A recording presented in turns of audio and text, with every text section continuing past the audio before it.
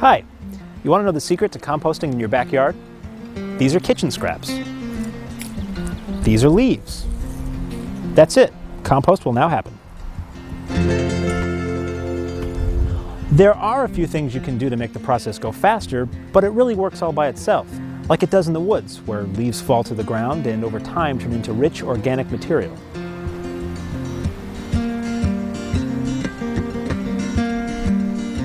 You can compost in an open pile, but most people like the neatness of a container.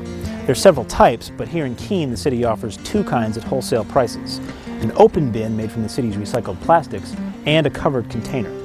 One thing with open containers is that they sometimes attract unwanted dinner guests.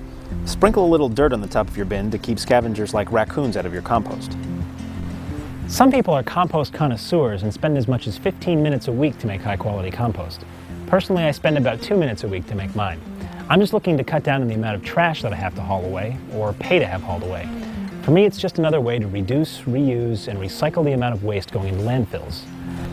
About a third of the average family's waste is made up of yard clippings and kitchen scraps. What if we all saved that much of what's now being trucked away?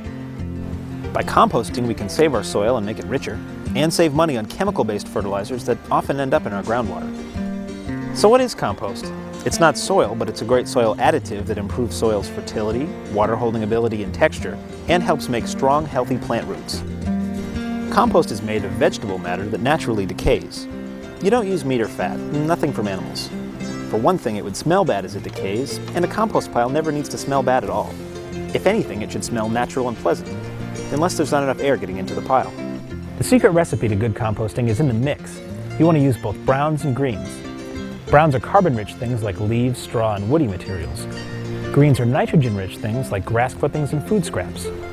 A standard recipe uses 3 parts carbon to 1 part nitrogen. Mix it all together. Making different layers of the two is a good way to do it. Get it moist, contain it, and an amazing thing happens. It gets quite hot in the middle. It actually cooks.